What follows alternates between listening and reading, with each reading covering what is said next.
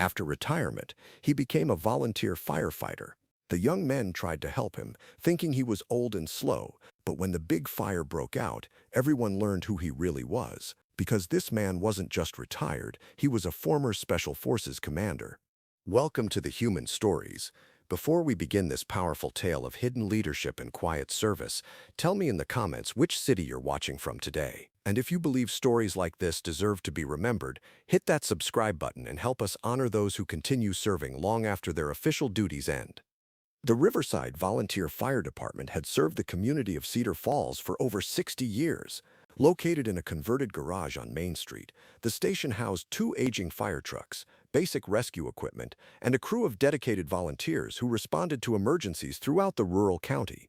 Most calls involved minor incidents, kitchen fires, car accidents, medical emergencies, but the volunteers took their responsibilities seriously. In 2018, a new volunteer joined the department. Frank Morrison was 70 years old, recently moved to Cedar Falls after what he described as a long career in government service. He was soft-spoken, physically fit for his age, and eager to contribute to his new community. The fire chief, a local contractor named Bill Henderson, welcomed Frank's application but privately wondered how much help a 70-year-old could provide. Frank's first weeks at the station reinforced those concerns. He moved carefully, asked basic questions about equipment, and seemed to struggle with some of the physical demands of firefighting.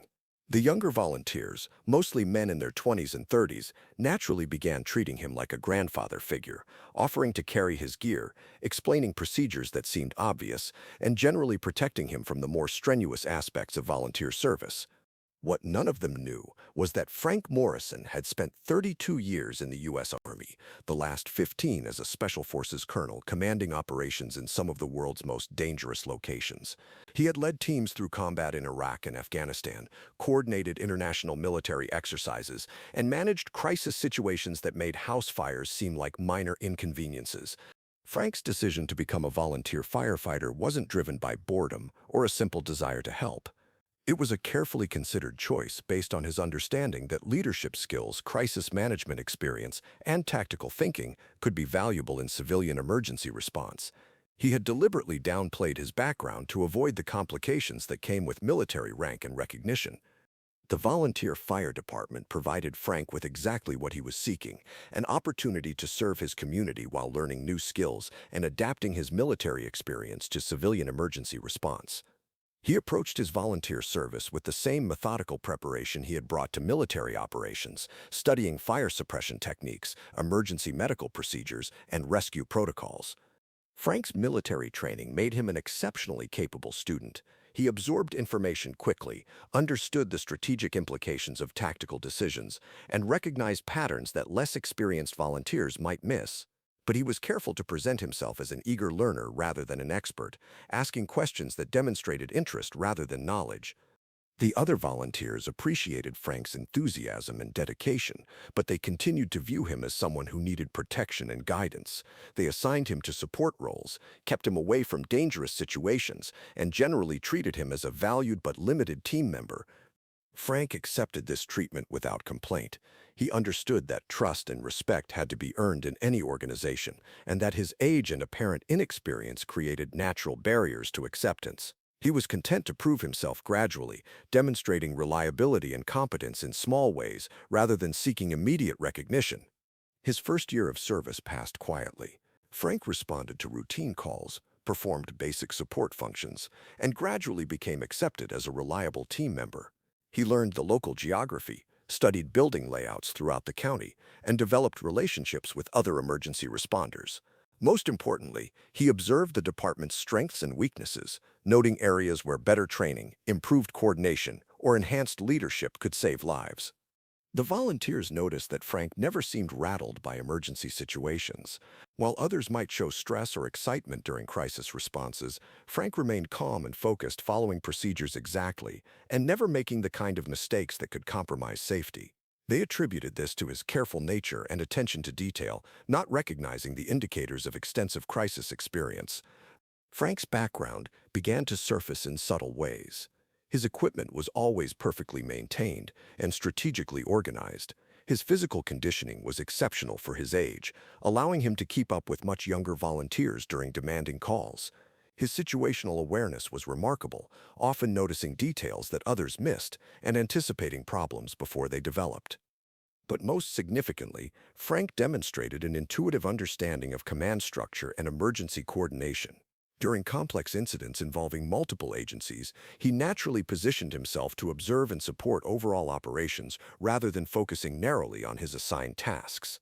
His questions and suggestions, when offered quietly to the fire chief, often revealed insights that improved response effectiveness. The transformation began during a structure fire at an abandoned warehouse on the outskirts of town.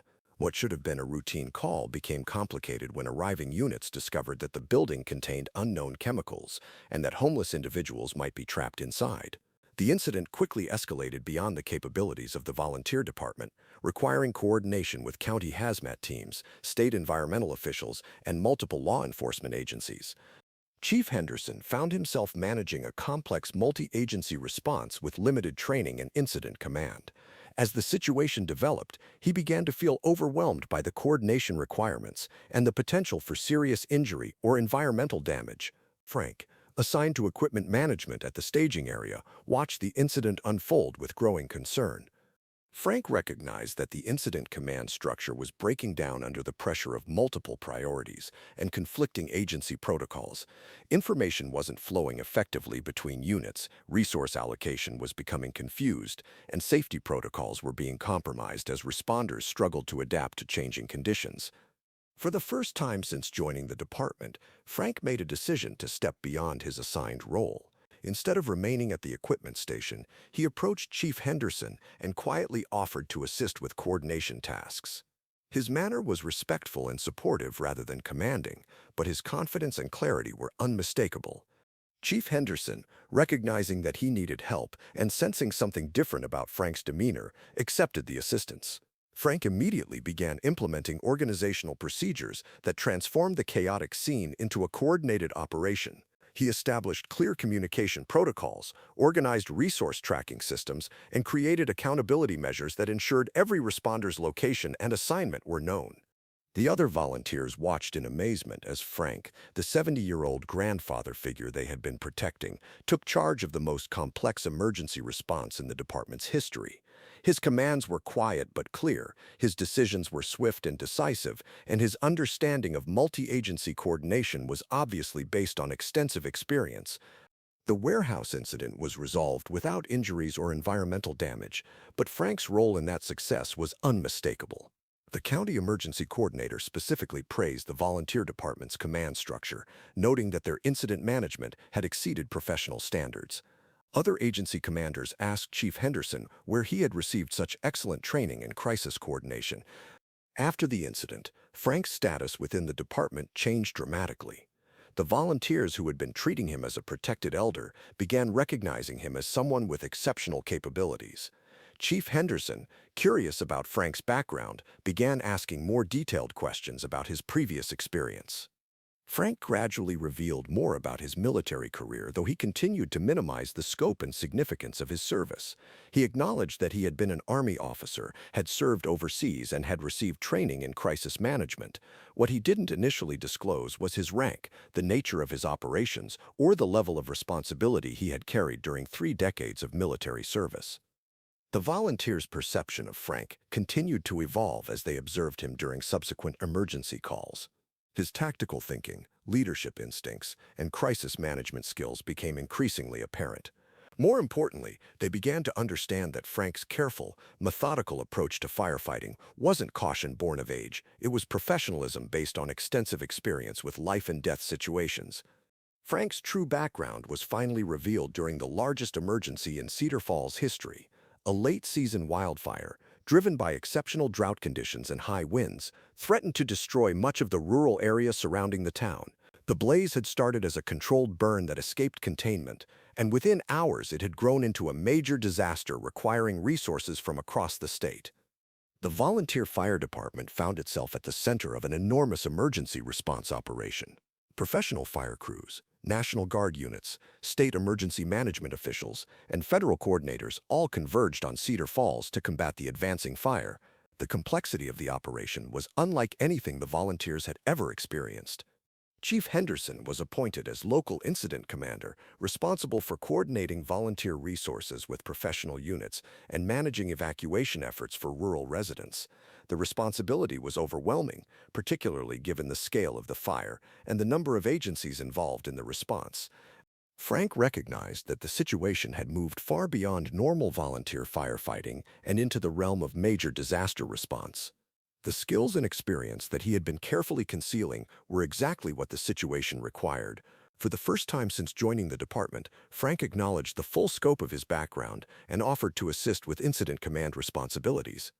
The transformation was immediate and remarkable. Frank, no longer concealing his experience, took charge of coordination activities with the authority and competence of someone who had managed much larger and more complex operations. His understanding of multi-agency command structures, resource allocation protocols, and strategic planning was obviously based on extensive professional experience. Professional fire commanders, initially skeptical about working with volunteer leadership, quickly recognized Frank's capabilities. His military bearing, decisive communication style, and comprehensive understanding of emergency management marked him as someone with significant command experience. Within hours, professional responders were deferring to Frank's coordination decisions and seeking his input on strategic planning. The wildfire response became a model of effective multi-agency cooperation, with volunteer and professional resources working together seamlessly under Frank's coordination. Evacuation efforts proceeded smoothly, resource allocation was optimized, and safety protocols were maintained throughout the operation. Most importantly, the fire was contained without loss of life or major property damage. State emergency management officials specifically credited the local incident command structure for the successful response. The volunteer fire department's coordination of multiple agencies and resources was cited as exceptional, particularly given the complexity of the operation and the number of organizations involved. After the wildfire, Frank's true background became known throughout Cedar Falls and the surrounding county. Local media coverage revealed that the quiet volunteer firefighter was actually Colonel Frank Morrison, a decorated Special Forces officer with extensive combat experience and specialized training in crisis management and multi-agency coordination. The revelation transformed Frank's relationship with the community and the volunteer fire department. Instead of the protective grandfather figure he had been, Frank was now recognized as one of the most qualified emergency responders in the region. His military decorations, including multiple Bronze Stars and a Silver Star, marked him as someone who had served with exceptional distinction. But Frank's response to the recognition was characteristic of his approach to service throughout his career. He declined interviews, avoided publicity, and continued to present himself as simply a volunteer firefighter who was glad to help his community. His focus remained on improving the department's capabilities and preparing for future emergencies rather than seeking personal recognition. The volunteer fire department benefited enormously from Frank's revealed expertise. He developed training programs that elevated the skills of all volunteers, established coordination protocols that improved response effectiveness, and created leadership development opportunities that prepared younger volunteers for greater responsibilities. Frank's military contacts provided the department with access to surplus equipment, specialized training opportunities, and coordination relationships with federal emergency response agencies. What had been a small rural volunteer organization became one of the most capable emergency response units in the state. Other volunteer fire departments began seeking Frank's assistance with training and organization. His approach to volunteer emergency service, combining military discipline with civilian community focus, became a model for rural departments throughout the region. Frank's story spread throughout the veteran community, inspiring other retired military officers to consider volunteer emergency service as a way to continue serving their communities. His demonstration that military leadership skills could be effectively adapted to civilian emergency response encouraged other veterans to seek similar opportunities. The Cedar Falls Volunteer Fire Department established a training center named in Frank's honor, focusing on multi-agency coordination and crisis leadership. The center provides training for volunteer departments throughout the state, spreading the organizational principles and tactical approaches that Frank had developed during his military career. Frank continued his volunteer service well into his 70s, but his role evolved from firefighter to mentor and trainer. He worked with young volunteers to develop leadership skills, coordinated with other departments to share training resources, and served as an advisor to state emergency management officials. His impact extended far beyond firefighting. Frank's approach to volunteer service demonstrated that retirement from military service didn't mean retirement from serving others. His willingness to start over as a beginner, learn new skills, and contribute to his community without seeking recognition became an example for other veterans seeking meaningful post-military careers. The relationship between Frank and the younger volunteers evolved into deep mutual respect. The men who had initially tried to protect the elderly newcomer came to understand that they were learning from one of the most experienced leaders they would ever encounter. Frank's mentorship prepared several of them for leadership roles within the department and inspired others to pursue careers in emergency services. Frank's story became part of the folklore of Cedar Falls, but also served as a reminder that exceptional people often choose to serve in unexpected ways. His transition from commanding special forces operations to fighting house fires demonstrated that true leadership is about serving others regardless of the scale or recognition involved. Years later, when Frank finally retired from active volunteer service, the entire emergency response community gathered to honor his contributions. Representatives from agencies throughout the region acknowledged the impact of his leadership, training, and mentorship on emergency response capabilities across the state. But Frank's legacy wasn't measured in awards or recognition. It was visible in the improved capabilities of volunteer departments, the enhanced coordination between agencies, and the lives that had been saved through better emergency response. His demonstration that military experience could be adapted to civilian service inspired a generation of veterans to find new ways to serve their communities. The 70-year-old volunteer firefighter who had seemed slow and uncertain during his first weeks at the station had become one of the most respected emergency response leaders in the state. But Frank Morrison understood that his most important achievement wasn't the recognition he received. It was the opportunity to continue serving others and protecting his community long after his official military career had ended.